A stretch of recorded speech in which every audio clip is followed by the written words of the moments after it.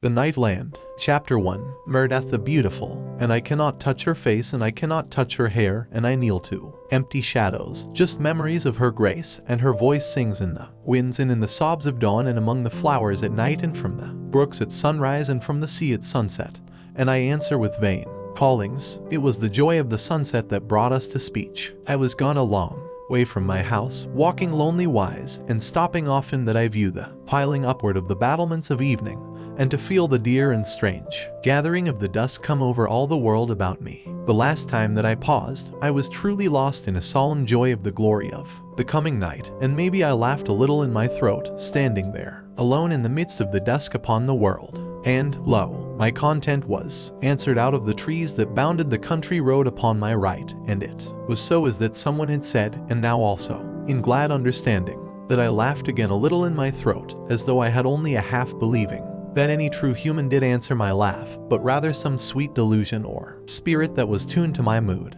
But she spoke and called me by my name, and when I had gone to the side of the road, that I should see her somewhat, and discover whether I knew her, I saw that she was surely that lady, who for her beauty was known through all of that sweet county of Kent as Lady Meredith the Beautiful, and a near neighbor to me, for the estates of her guardian abounded upon mine. Yet, until that time, I had never met her, for I had been so oft and long abroad, and so much given to my studies and my exercises when at home, that I had no further knowledge of her than rumor gave to me odd time, and for the rest I was well content, for as I have given hint, my books held me, and likewise my exercises, for I was always an athlete, and never met the man so quick or so strong as I did be, save in some fiction of a tale or in the mouth of a boaster. Now I stood instantly with my hat in my hand, and answered her gentle bantering so well as I might, the while that I peered intent and wondering at her through the gloom, for truly rumor had told no tale to equal the beauty of this strange maid, who now stood jesting with so sweet a spirit, and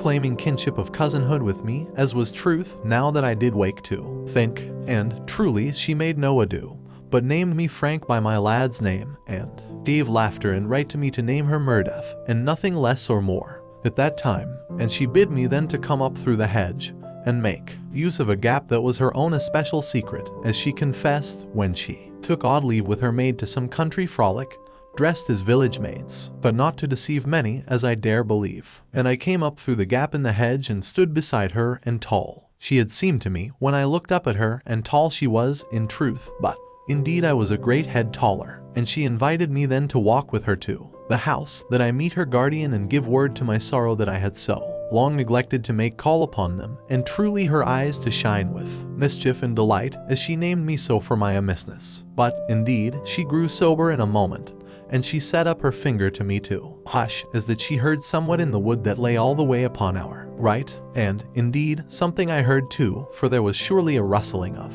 the leaves, and anon a dead twig cracked with a sound clear and sharp in the stillness, and immediately there came 3 men running out of the wood at me, and I called to them sharply to keep off or beware of harm, and I put the maid to my back with my left hand, and had my oak staff ready for my use. But the 3 men gave out no word of reply, but ran in at me, and I saw somewhat of the gleam of knives, and at that I moved very glad and brisk to the attack, and behind me there went shrill and sweet the call of a silver whistle, for the maid was whistling for her dogs, and maybe the call was also a signal to the men servants of her house. Yet truly there was no use in help that was yet to come, for the need did be then an instant, and I nowise loath to use my strength before my sweet cousin, and I stepped forward, briskly, as I have told, and the end of my staff I drove into the body of the left ward man, so that he dropped like a dead man, and I hit very sharply at the head of another, and surely cracked it for him, for he made instantly upon the earth. But the 3rd man I met with my fist, and neither had he any great need of a second blow, but went instant to join his companions, and the fight thus to have ended before it was even proper begun, and I laughing a little with a proper pride to know the bewilderment that I perceived in the way that the Lady Meredith, my cousin, stood and regarded me through the dusk of the hushed even. But, indeed, there was no time left to us before there came bounding up 3 great boar hounds that had been loosed to her whistle, and she had some ado to keep the brutes off me, and I then to beat them off the men upon the earth, lest they maul them as they lay. And directly there was a noise of men shouting, and the light of lanthorns in the night, and the footmen of the house to come running with lanthorns and cudgels, and knew not whether to deal with me or not in the first moment, even as the dogs, but when they saw the men upon the ground, and learned my name and saw me proper, they kept well their distance and had no lack of respect. But, indeed, my sweet cousin, to have the most of any, only that she showed no intent to keep distance of me, but to have a new and deeper feeling of kinship than she at first had shown. And the men servants asked what should be done with the footpads, seeing that they were now recovering.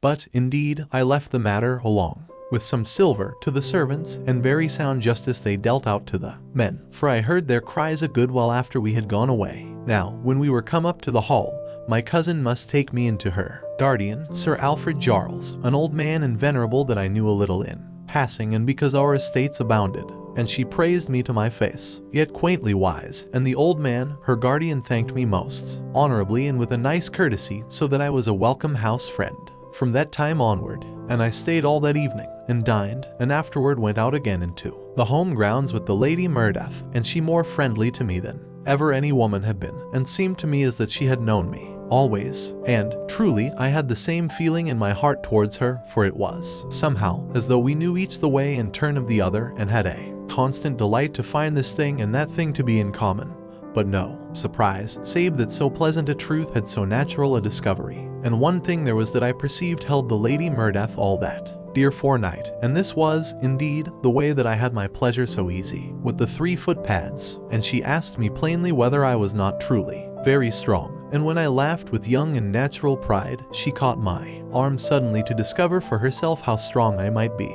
and, surely, she loosed it even the more sudden, and with a little gasping of astonishment, because it was so great and hard. And afterward, she walked by me very silent, and seeming thoughtful, but she went never any great way off from me. And, truly, if the Lady Murdath had a strange pleasure in my strength, I had likewise a constant wonder and marvel in her beauty that had shone but the more lovely in the candle-lighted dinner. But there were further delights to me in the days that came, for I had happiness in the way that she had pleasure of the mystery of the evening, and the glamour of night, and the joy of dawn, and all such like. And one evening, that I ever remember, as we wandered in the park lands, she began to say, half unthinking, that it was truly an elves' night, and she stopped herself immediately, as though she thought I should have no understanding. But, indeed, I was upon mine own familiar ground of inward delight, and I replied in a quiet and usual voice that the towers of sleep would grow that night, and I felt in my bones that it was a night to find the giant's tomb, or the tree with the great painted head,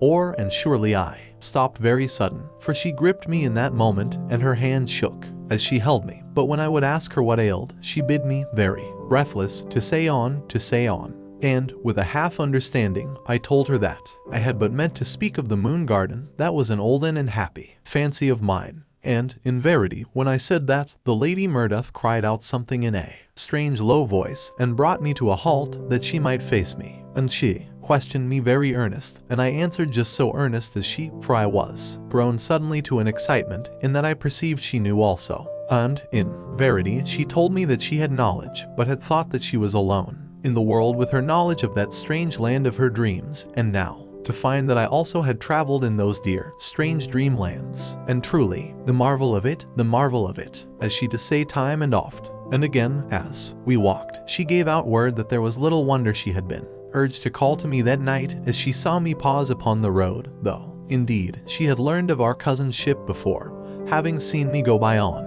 my horse pretty oft, and inquired concerning me, and mayhap daintily irked that I had so little heed of Lady Murdath the beautiful. But, indeed, I had thought of other matters, yet had been human enough had I but met her proper, before I see her. Now you must not think that I was not utter stirred by the wonder of this thing, that we had both a dreamful knowledge of the same matters, of which each had thought none other knew. Yet, when I questioned more, there was much that had been in my fancies that was foreign to her, and likewise much that had been familiar to her, that was of no meaning to me. But though there was this that brought a little regret to us, there would be, time and again, some new thing that one told, that the other knew and could finish the telling of, to the gladness and amazement of both. And so shall you picture us wandering and having constant speech, so that, hour by hour, we grew gladly aged in dear knowledge and sweet friendship of the other. And truly, how the time passed, I know not, but there came presently a hullabaloo, and the shouts of men's voices, and the baying of dogs, and the gleam of lanthorns, so that I knew not what to think, until, very sudden, and with a sweet and strange little laughter, the Lady Murdeth to perceive that we had missed the hours utter in our converse, so that her guardian had ordered a search, and we all that time a wander together in happy forgetfulness. And we turned homeward then, and came towards the lights. But indeed, the dogs found us before we were come there, and they had grown to know me now, and leaped about me, barking very friendly. And so in a minute the men had discovered us, and were gone back to tell Sir Charles that all was well. And this was the way of our meeting, and the growing of our acquaintance, and the beginning of my great love for Murdeth the beautiful. Now, from that time onward, evening by evening would I go a wander along the quiet and country road that led from my estate to the estate of Sir Charles, and always I went inward by the hedge gap, and oft I should find the Lady Murdeth walking in that part of the woods, but always with her great boar-hounds about her, for I had begged that she do this thing for her sweet safety, and she to seem wishful to pleasure me, but truly to be just so oft utter for verse in divers matters, and to strive to plague me, as though she would discover how much I would endure and how far she might go to anger me. And truly well I remember how that one night, coming to the hedge gap, I saw 2 country maids come thence out from the woods of Sir Charles, but they were not to me, and I would have gone upward through the gap, as ever, only that, as they passed me, they curtsied somewhat over graceful for rough wenches, and I had a sudden thought, and came up to them to see them more anig, and truly I thought the taller was surely the Lady Murdeth. But, indeed, I could not be sure, for when I asked who she did be, she only to simper and to curtsy again, and so was I very natural all in doubt, but yet sufficient in wonder to follow the wenches, the which I did, and they then, very speedy and sedate, as though I were some rack rape, that they did well to be feared of alone at night, and so came at last to the village green, where a great dance was afoot, with torches, and a wandering fiddler to set the tune, and ale in plenty, and the 2 to join the dance, and danced very hearty, but had only each the other for a partner, and had a good care to avoid the torches. And by this I was pretty sure that they were truly the Lady Murdeth and her maid, and so I took chance when they had danced somewhat my way, to step over to them, and ask boldly for a dance. But, indeed, the tall one answered, simpering, that she was promised, and immediately gave her hand to a great hulking farmer lout, and went round the green with him, and well punished she was for her waywardness, for she had all her skill to save her pretty feet from his loutish stampings, and very glad she was to meet the end of the dance. And I knew now for certainty that it was Murdeth the beautiful, despite her plan of disguise, and the darkness and the wench's dress and the foot gear that marred her step so great. And I walked across to her, and named her, whispering, by name, and gave her plain word to be done of this unwisdom, and I would take her home. But she turned from me, and she stamped her foot, and went again to the lout, and when she had suffered another dance with him, she bid him be her escort a part of the way, the which he was nothing loath of. And another lad, that was mate to him, went likewise, and in a moment, so soon as they were gone away from the light of the torches, the rough hind lads made to set their arms about the waists of the 2 wenches, not wetting,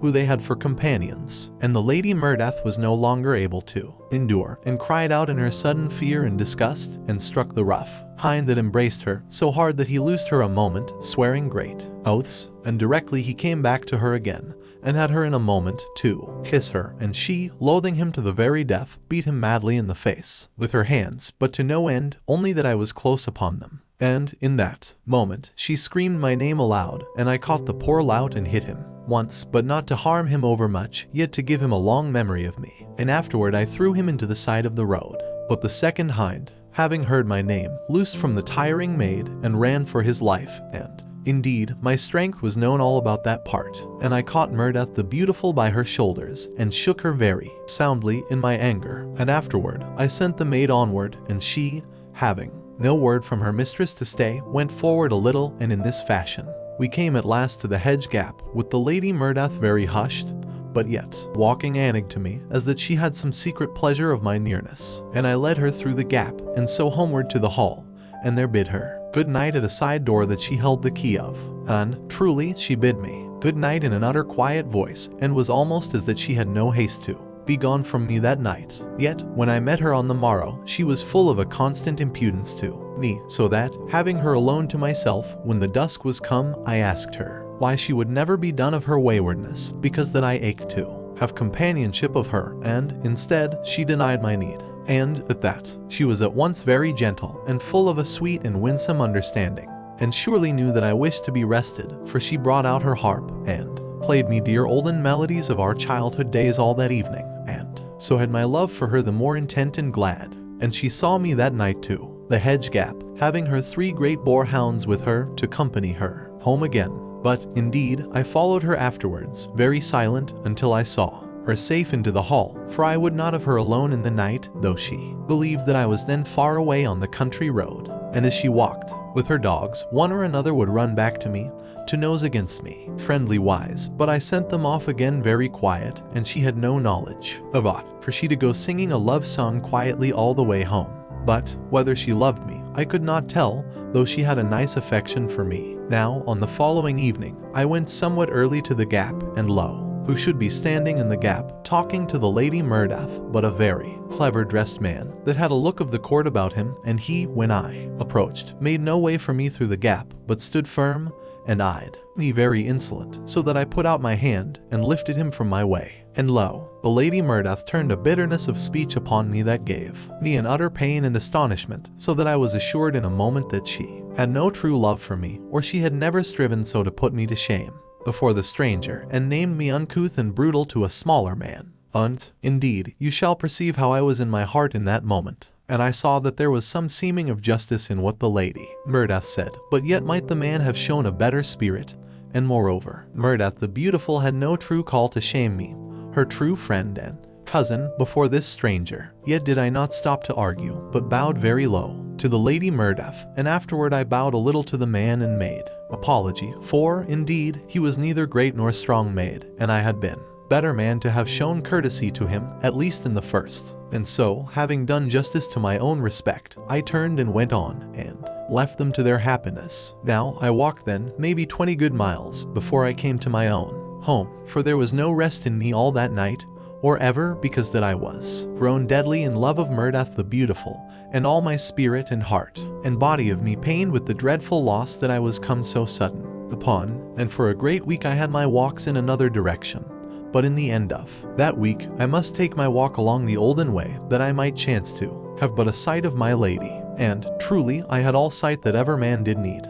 to put him in dread pain and jealousy, for, truly, as I came in view of the gap, there was the Lady Murdath walking just without the borders of the great wood, and beside her there walked the clever dressed man of the court, and she suffered his arm around her, so that I knew they were lovers, for the Lady Murdath had no brothers nor any youthful men kin. Yet, when Murdath saw me upon the road, she shamed in a moment to be so caught, for she put her lover's arm from about her, and bowed to me, a little changed of color in the face, and I bowed very low, being but a young man myself, and so passed on, with my heart very dead in me. And as I went, I saw that her lover came again to her, and had his arm once more about her. And so, maybe, they looked after me, as I went very stiff and desperate. But, indeed, I looked not back on them, as you may think. And for a great month then, I went not near to the gap, for my love raged in me, and I was hurt in my pride, and, truly, neither had a true justice been dealt to me by the Lady Murdath. Yet in that month, my love was 11 in me, and made slowly a sweetness and a tenderness and an understanding that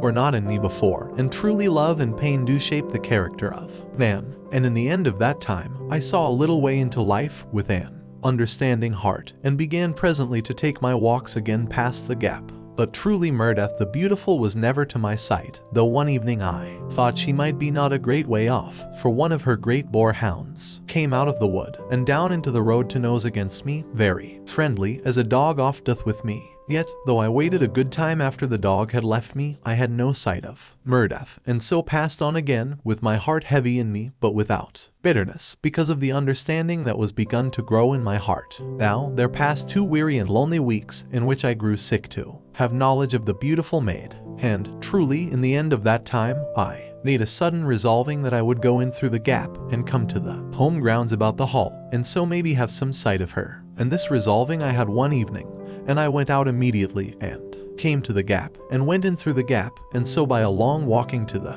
gardens about the hall. And, truly, when I was come there, I saw a good light of lanthorns and torches, and a great company of people dancing, and all dressed in quaint dress, so that I knew they had a festival for some cause. And there came suddenly a horrid dread into my heart that this might be the marriage dance of the Lady Murdath. But, indeed, this was foolishness, for I had surely heard of the marriage, if there had been any. And, truly, in a moment, I remembered that she was come 21 years of age on that day, and to the end of her wardship, and this surely to be festival in honor of the same. And a very bright and pretty matter it was to watch, save that I was so heavy in the heart with loneliness and longing, for the company was great and gay, and the lights plentiful and set all about from the trees, and in leaf made arbors about the great lawn, and a great table spread with eating matters, and silver and crystal, and great lamps of bronze and silver went all adown one end of the lawn, and the dance constant upon the other part. And surely the Lady Murdoth to step out of the dance,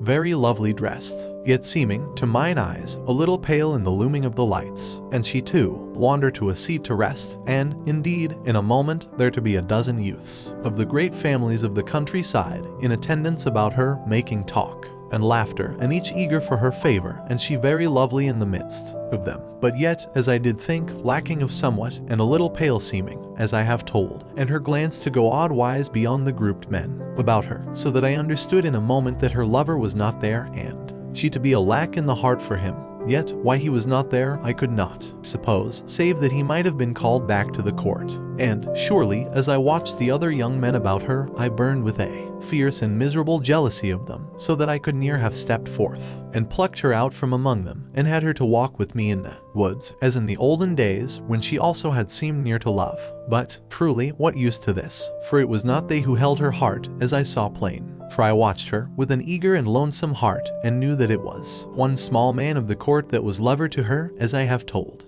And I went away again then, and came not near to the gap for 3 great months, because that I could not bear the pain of my loss. But in the end of that time, my very pain to urge me to go, and to be worse than the pain of not going, so that I found myself one evening in the gap, peering, very eager and shaken, across the sward that lay between the gap and the woods, for this same place to be as an holy ground to me, for there was it that first I saw Murdoth the beautiful, and surely lost my heart to her in that one night. And a great time I stayed there in the gap, waiting and watching, hopelessly, and lo, sudden there came something against me, touching my thigh very soft, and when I looked down, it was one of the boar hounds, so that my heart leaped, near frightened, for truly my lady was come somewhere nigh, as I did think. And, as I waited, very hushed and watchful, yet with an utter beating heart, surely I heard a faint and low singing among the trees, so utter sad. And lo, it was Murdoth singing a broken love song, and a wander there in the dark, alone, save for her great dogs. And I harked, with strange pain in me, that she did be so in pain, and I ached to bring her ease, yet moved not, but was very still there in the gap, save that my being was all in turmoil. And presently, as I harked, there came a slim white figure out from among the trees, and the figure cried out something, and came to a quick pause, as I could see in the half-dark. And lo, in that moment, there came a sudden and unreasoned hope into me, and I came up out of the gap, and was come to Murdoth in a moment, calling very low and passionate and eager, Murdoth, Murdoth, Murdoth. And this way I came to her, and her great dog that was with me, to bound beside me, in thought, mayhap, that it was some game. And when I came to the Lady Murdoth, I held out my hands to her, not knowing what I did, but only the telling of my heart that needed her so utter, and craved to ease her of her pain. And lo, she put out her arms to me, and came into mine arms with a little run, and there she bode, weeping strangely, but yet with rest upon her, even as rest was come sudden and wondrous upon me. And sudden she moved in mine arms, and slipped her hands to me very dear, and held her lips up to me like some sweet child, that I kiss her. But, indeed, she was also a true woman, and in honest and dear love of me, and this to be the way of our betrothal, and simple and wordless it was, yet sufficient, only that there is no sufficiency in love. Now, presently, she loosed herself out of mine arms, and we walked homeward through the woods, very quiet, and holding hands, as children do. And I then in a while to ask her about the man of the court, and she laughed, very sweet into the silence of the wood, but gave me no answer, save that I wait until we were come to the hall. And when we were come there, she took me into the great hall, and made a very dainty and impudent bow, mocking me, and so made me known to another lady, who sat there upon her task of embroidering, which she did very demure, and as that she had also a dainty mischief lurking in her. And truly, the Lady Murdoth never to be done of naughty laughter, that made her dearly breathless with delight, and to sway a little, and set the trembling of pretty sounds in her throat. And surely she must pull down 2 great pistols from an arm rack, that I fight a duel to the death with the lady of the embroidering, who held her face down over her work, and shook likewise with the wickedness of her laughter that she could not hide. And in the end, the lady of the embroidering looked up sudden into my face, and I then to see somewhat of the mischief in a moment, for she had the face of the man of the court suit that had been lover to Murdath. And the lady Murdath then to explain to me how that Mistress Allison was a dear and bosom friend, and she it was that had been dressed in the court suit to play a prank for a wager with a certain young man who would be lover to her, and he might. And I then to come along, and so speedy to offense that truly I never saw her face plain, because that I was so utter jealous. And so the lady Murdath had been more justly in anger than I supposed, because that I had put hands upon her friend, as I have told. And this to be all of it, save that they had planned to punish me, and had met every evening at the gap to play at lovers, perchance I should pass, so that I should have greater cause for my jealousy, and truly they to have a good revenge upon me, for I had suffered very great a long while because of it. Yet, as you do mind, when I came upon them, the lady Murdath had a half regret that was very natural, because even then she was in love of me, as I of her, and because of this she drew away, as you shall remember, being, as she confessed, suddenly and strangely troubled and to want me, but afterwards is much said again to my punishment, because that I bowed so cold, and went away, and indeed well I might, yet truly all was safe ended now, and I utter thankful and with a mad delight in the heart, so that I caught up Murdath, and we danced very slow and stately around the great hall, the while that Mistress Allison whistled us a tune with her mouth, which she could very clever as many another thing, I wot. And each day and all day after this gladness, Murdath and I could never be apart, but must go a wander always together, here and there in an unending joy of our togetherness, and in 1,000 things were we at one in delight, for we had both of us that nature which doth love the blue of eternity, which gathers beyond the wings of the sunset, and the invisible sound of the starlight falling upon the world, and the quiet of grey evenings when the towers of sleep are builded unto the mystery of the dusk, and the solemn green of strange pastures in the moonlight, and the speech of the sycamore unto the beach, and the slow way of the sea when it doth mood, and the soft rustling of the night clouds. And likewise had we eyes to see the dancer of the sunset, casting her mighty robes so strange, and ears to know that there shakes a silent thunder over the face of dawn, and much else that we knew and saw and understood together in our utter joy. Now there happened to us about this time a certain adventure that came near to cause the death of Murdath the beautiful, for one day as we wandered, as ever, like two children in our contentment, I made remark to Murdath that there went only 2 of the great boar hounds with us, and she then told me that the third was to the kennels, being sick. Yet scarce had she told me so much, ere she cried out something, and pointed, and lo, I saw that the third hound came towards us at a run, yet very strange seeming in his going. And in a moment, Murdath cried out that the hound was mad, and truly I saw then that the brute slavered as he came running, and in a moment he was upon us, and made never a sound, but leaped at me in one instant of time, all before I had any thought of such intent. But surely my beautiful one had a dreadful love for me, for she cast herself at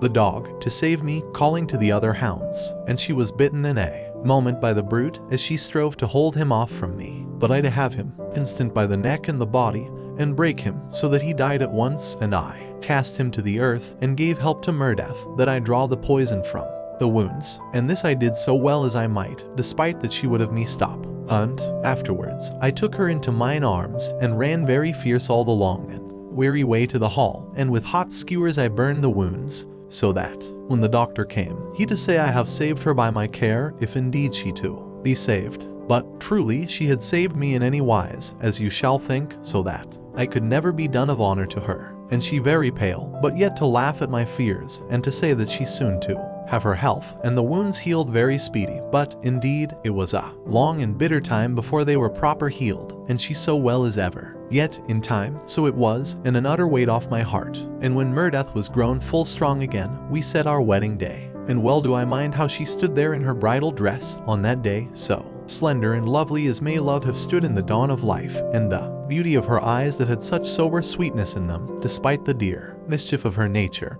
and the way of her little feet, and the loveliness of her hair, and the dainty robe grace of her movements, and her mouth and enticement, as that a child and a woman smiled out of the one face, and this to be no more than but an hint of the loveliness of my beautiful one. And so we were married. Murdath, my beautiful one, lay dying, and I had no power to hold death backward from such dread intent. In another room I heard the little wail of the child, and the wail of the child waked my wife back into this life, so that Her hands fluttered white and desperately needful upon the coverlid. I kneeled beside my beautiful one, and reached out and took her hands, very gentle, into mine, but still they fluttered so needful, and she looked at me, dumbly, but her eyes beseeching. Then I went out of the room, and called gently to the nurse, and the nurse brought in the child, wrapped very softly in a long, white robe. And I saw the eyes of my beautiful one grow clearer with a strange, lovely light, and I beckoned to the nurse to bring the babe near. My wife moved her hands very weakly upon the coverlid, and I knew that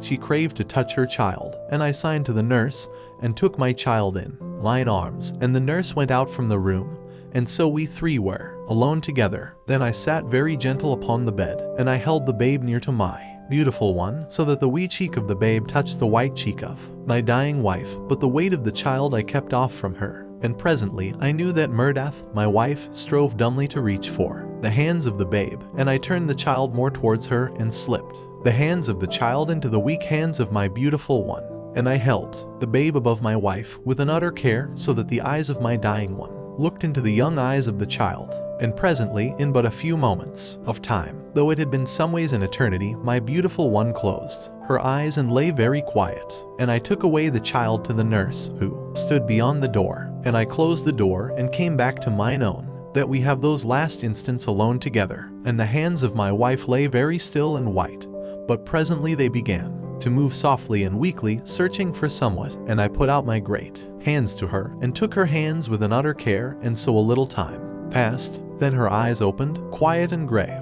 and a little dazed seeming, and she rolled her head on the pillow and saw me, and the pain of forgetfulness went out of her eyes, and she looked at me with a look that grew in strength unto a sweetness of tenderness and full understanding. And I bent a little to her, and her eyes told me to take her into mine arms for those last minutes. Then I went very gentle upon the bed, and lifted her with an utter and tender care, so that she lay suddenly strangely restful against my breast. For love gave me skill to hold her, and love gave my beautiful one a sweetness of ease in that little time that was left to us. And so we twain were together, and love seemed that it had made a truce with death in the air about us, that we be undisturbed, for there came a drowse of rest even upon my tense heart, that had known nothing but a dreadful pain through the weary hours. And I whispered my love silently to my beautiful one, and her eyes answered, and the strangely beautiful and terrible moments passed by into the hush of eternity. And suddenly Murdath, my beautiful one, spoke, whispering something, and I stooped gently to hark, and mine own spoke again, and lo, it was to call me by the olden love name that had been mine through all the utter lovely months of our togetherness. And I began again to tell her of my love that should pass beyond death. And lo, in that one moment of time, the light went out of her eyes, and my beautiful one lay dead in mine arms. My beautiful one,